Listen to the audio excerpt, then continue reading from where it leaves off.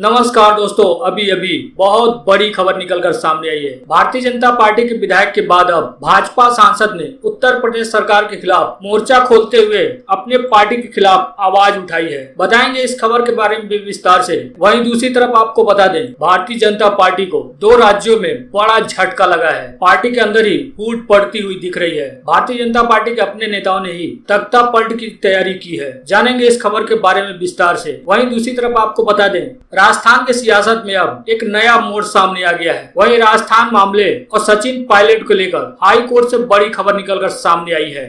अब भारतीय जनता पार्टी विधायक के बाद अब एक भारतीय जनता पार्टी के सांसद ने उत्तर प्रदेश सरकार के खिलाफ मोर्चा खोलते हुए सरकार के खिलाफ आवाज उठाई है। दरअसल आपको बता दें कि प्रदेश की भारतीय जनता पार्टी की सरकार के खिलाफ अब पार्टी के विधायक और सांसद खुलकर सामने आ गए हैं। हरदोई के गोपामो से विधायक श्याम प्रकाश के बाद अब भारतीय जनता पार्टी के सांसद ने उत्तर प्रदेश सरकार के खिलाफ मोर्चा खोलते हुए अपनी पार्टी के खिलाफ आवाज बुलंद की है। आपको बता दें कि भारतीय जनता पार्टी के सांसद जयप्रकाश रावत ने सोशल मीडिया पर अपना दर्द बयां करते हुए अपनी भड़ास निकाली है। उन्होंने सोशल मीडिया पर लिखा है कि 30 साल से राजनीति में हूँ, लेकिन अपनी पार्टी के कार्यकाल में इतनी बेबसी कभी नहीं देखी। उनका कहना है कि जब से ऊपर से आदेश आया है कि अधिकारी अपने विवेक से काम करें, तब से उनकी कौन सुनता है। उन्होंने यह तक कहा कि आश्चर्य की बात है कि प्रदेश में MP MLA तक की कोई सुनने वाला नहीं है। दरअसल सांसद के समर्थकों ने कोरोना संक्रमण से बचाने के लिए सांसद की निधि से जिला अस्पताल में वेंटिलेटर खरीदने की बात फेसबुक पर लिखी थी। इन सभी ने कहा था कि अगर वेंटिलेटर खरीद लिए जाते तो यह दशा नहीं होती,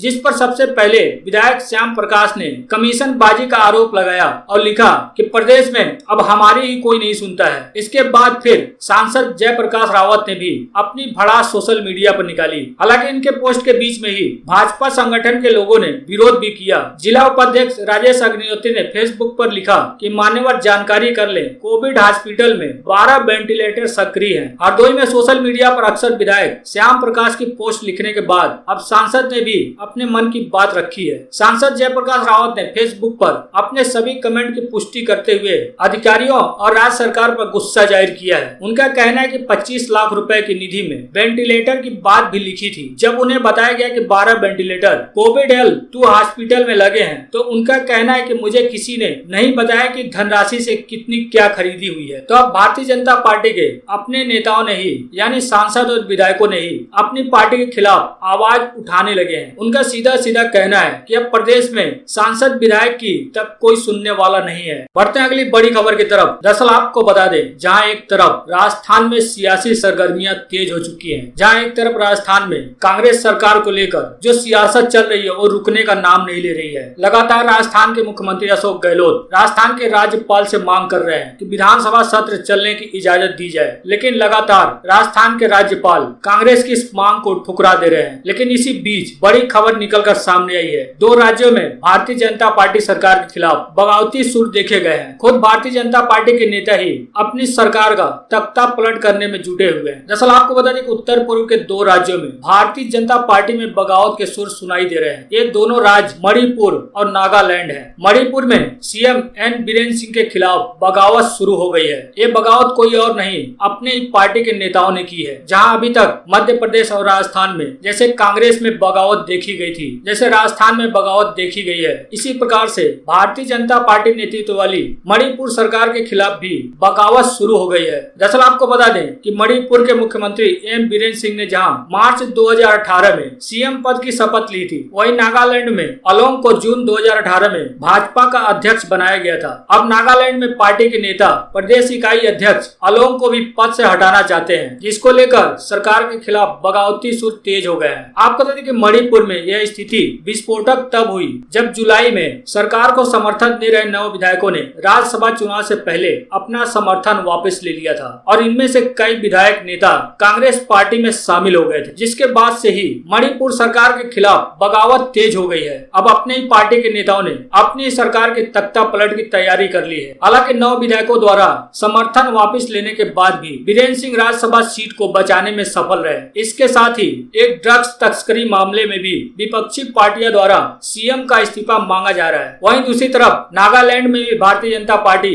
और नेताओं में असंतोष की भावना देखी जा रही है। नागालैंड में भाजपा प्रदेश अध्यक्ष के खिलाफ भाजपा इकाई में असंतोष बढ़ रहा है। दरअसल आपको बता दें, प्रदेश अध्यक्ष अलोंग ने जून में फेक जिले के पार्टी अध्यक्ष को उनके पद से हटा दिया था। इससे नाराज होकर जिला और संगठन स्तर के नेताओं ने भाजपा के राष्ट्रीय महासचिव जामवाल को पत्र लिखकर अपनी नाराजगी जाहिर की थी। नाराजगी जाहिर करते हुए अलोंग को पद से हटाने की मांग की थी। भाजपा नेताओं की मांग है कि एक आदमी एक ही पद की नीति अपनाई जानी चाहिए। बता दें कि अलोंग नागालैंड सरकार में मंत्री भी हैं। अब इनको पद से हटाने की अपने पार्टी में मांग उठी है।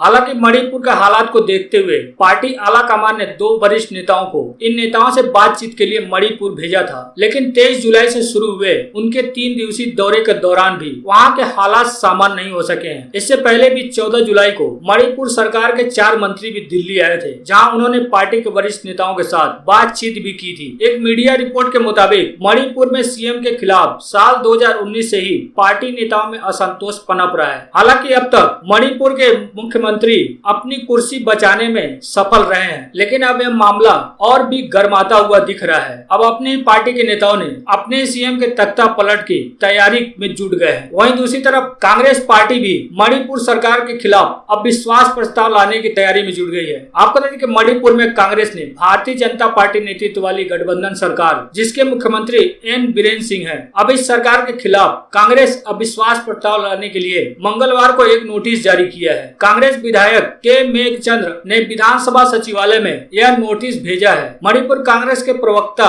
भूपेन ने कहा कि पार्टी को यकीन है कि 10 अगस्त को मानसून सत्र के दौरान विधानसभा अविश्वास प्रस्ताव पर विचार करेगी। हालांकि मणिपुर और नागालैंड में इन दोनों राज्यों में देखने को मिल रहा है कि अपनी पार्टी के नेताओं में असंतोष है। हालांकि जब कांग्रेस पार्टी 10 अगस्त को मानसून सत्र के दौरान विधानसभा में अविश्वास प्रस्ताव लाने पर विचार करेगी, तब माना जा रहा है कि सरकार पर संकट आ सकती है। बढ़ते हैं अगली बड़ी खबर की तरफ। अब राजस्थान की सियासत में नया मोड़ सामने आया है। साथ ही राजस्थान हाई कोर्ट से भी बड़ी खबर सामने आई है। दरअसल आपको बता दें कि बहुजन समाज पार्टी ने राजस्थान में पार्टी के 6 विधायकों के राजस्थान कांग्रेस में विलय को चुनौती देते हुए आज राजस्थान हाई कोर्ट में एक याचिका दाखिल की है। आपको बता दें कि बहुजन समाजवादी पार्टी के विधायक संदीप यादव, वाजिद अली सहित 6 विधायकों ने 2018 में विधानसभा चुनाव जीतने के बाद, जो कि बीएसपी के टिकट पर विधानसभा चुनाव जीते थे, उसके बाद वे सभी सितंबर 2019 में बीएसपी छोड़कर कांग्रेस में शामिल हो गए थे, जिसके बाद से ही बहुजन समाजवादी पार्टी इस पर नाराजगी जाहिर करते हुए आ रही है। अब जब राजस्थान की सियासत गर्मा गई है तो बीएसपी ने इसका फायदा उठाना लाजमी समझा है। बीएसपी के प्रदेश अध्यक्ष भगवान सिंह बाबा ने कहा है कि हमने बीएसपी विधायकों के कांग्रेस में विलय के खिलाफ हाई कोर्ट में आज याचिका दाखिल की है। याचिका में मांग की गई है कि उन सभी 6 विधायकों की सदस्यता रद्द की जाए और उन्हें अयोग्य घोषित किया जाए। हालांकि इससे पहले भी भाजपा विधायक मदन दिलावर ने भी बीएसपी के 6 विधायकों के कांग्रेस में विलय के खिलाफ स्पीकर के पास याचिका दाखिल की थी, जिसे स्पीकर ने खारिज कर दिया था। अब वो इसके खिलाफ हाई कोर्ट पहुंच गए हैं। हालांकि इन सभी याचिकाओं पर कोर्ट में बुधवार को सुनवाई होगी। आपको बता दें कि बीएसपी विधायकों के सत्तारूढ़ कांग्रेस में विलय से प्रदेश की अशोक गहलोत सरकार को काफी मजबूती मिली थी और 200 सीटों वाली विधानसभा में कांग्रेस की सदस्यता संख्या बढ़कर 107 हो गई थी। अब इसी को लेकर जो 6 बीएसपी विधायक कांग्रेस पार्टी में शामिल हुए थे, इसी को लेकर बीएसपी ने हाई कोर्ट में याचिका दाखिल की है और मांग की है कि इन सभी 6 विधायकों की सदस्यता रद्द की जाए। बढ़ते हैं अगली बड़ी खबर की तरफ। राफेल को लेकर दिग्विजय सिंह ने मोदी सरकार पर तंज कसा है। बोला अब तो कीमत बता दीजिए। दरअसल आपको बता दें कि भारत और फ्रांस के बीच 26 राफेल फाइटर जेट की डील जो हुई थी, उसके तहत बुधवार को यानी आज पहले 5 जेट भारत आ चुके हैं। ये जेट हरियाणा के अंबाला के एयरपोर्ट स्टेशन पर लैंड कर चुके हैं। वहीं बताया जा रहा है कि अगले महीने इनको भारतीय वायुसेना में भी शामिल किया जाना है। लेकिन भारतीय एयरफोर्स में जुड़ रही है शक्ति केंद्र की मोदी सरकार और मुख्य विपक्षी पार्टी कांग्रेस के बीच लंबे समय से खींचतान का विषय रहा है। आज राफेल जेट के आने के बाद एक बार फिर कांग्रेस के वरिष्ठ नेता दिग्विजय सिंह ने मोदी सरकार पर हमला बोला है। दिग्विजय सिंह ने फिर इस डील के बारे में लेकर मोदी सरकार पर सवाल खड़े किए हैं। दिग्विजय सिंह ने राफेल को लेकर एक के बाद एक कई ट्वीट किए हैं। साथ ही उन्होंने कहा है कि चौकीदार जी अब तो सबकी कीमत बता दीजिए। दिग्विजय सिंह ने ट्वीट करते हुए लिखा कि आखिर राफेल आ गया। 126 राफेल खरीदने के लिए कांग्रेस के नेतृत्व में यूपीए ने 2012 में फैसला लिया था और 18 राफेल को छोड़कर बाकी भारत सरकार की एचएलए में निर्माण का प्रावधान था। यह भारत में आत्मनिर्भर होने का प्रमाण था। एक राफेल की कीमत 746 करोड़ रुपए तय की गई थी। उन्होंने अगला ट्वीट करते हुए लिखा, मोदी सरकार आने के बाद फ्रांस के साथ मोदी जी ने बिना रक्षा व वित्त मंत्रालय व कैबिनेट कमेटी के मंजूरी के नया समझौता कर लिया और एचएएल का हक मार कर निजी कंपनियों को देने का समझौता कर लिया। राष्ट्रीय सुरक्षा को अनदेखी कर 126 राफेल खरीदने के बजाय केवल 36 राफेल खरीदने का निर्णय ले लिया। उन्होंने आगे लिखा, एक राफेल की कीमत कांग्रेस सरकार ने 746 करोड़ तय की थी, लेकिन चौकीदार महोदय कई बार संसद में और संसद के बाहर भी मांग करने के बावजूद आज तक एक राफेल की कितने में खरीदा है बताने से भी बच रहे हैं। उन्होंने लिखा, आखिर ऐसा क्यों? आगे उन्होंने लिखा, क्योंकि चौकीदार जी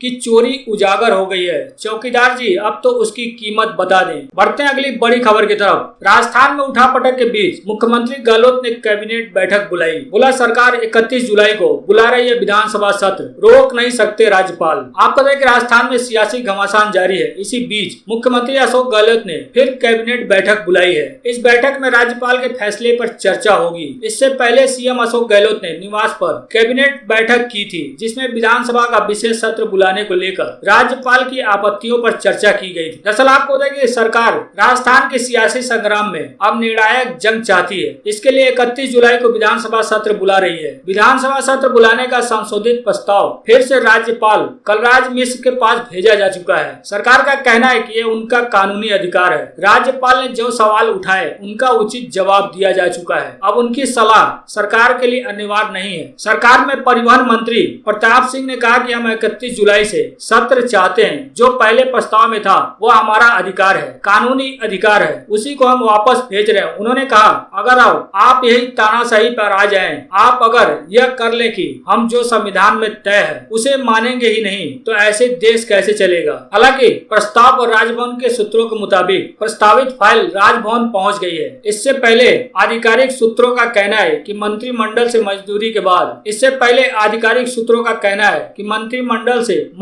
के बाद संशोधित पत्र राजभवन भेजी जा चुकी है। मंत्री का कहना है कि हमें पूरी उम्मीद है कि राज्यपाल महोदय देश के संविधान का सम्मान करते हुए राजस्थान की गहलोत सरकार के मंत्रिमंडल के इस प्रस्ताव को मंजूर करेंगे। उन्होंने कहा कि हालांकि कानूनन राज्यपाल को सवाल करने का अधिकार नहीं है, फिर भी उनका सम्मान रखते हुए उनके बिंदुओं का बहुत अच्छा जवाब दिया गया है। अब राज्यपाल को यह तय करना है कि वह राजस्थान और राजस्थानी की भावनाओं को समझें। मंत्री का कहना है कि हम राज्यपाल से टकराव नहीं चाहते हैं। हमारी राज्यपाल से कोई भी नाराजगी नहीं है, न ही हम दोनों में किसी प्रकार का प्रतिस्पर्धा है। उनका कहना है कि राज्यपाल हमारे परिवार के मुखिया हैं। उन्होंने कहा कि राज्यपाल महोदय संविधान के मुताबिक विधानसभा सत्र बुलाएं। उनका कहना है कि हमारा अधिकार भी है और हम किसी प्रकार का टकराव नहीं चाहते हैं। हम चाहते हैं कि राजस्थान की सरकार सुनिश्चित रहे, आगे बढ़े और जनता का काम करे। दोस्तों, अभी के लिए इतना ही। मिलते हैं नई खबरों के साथ।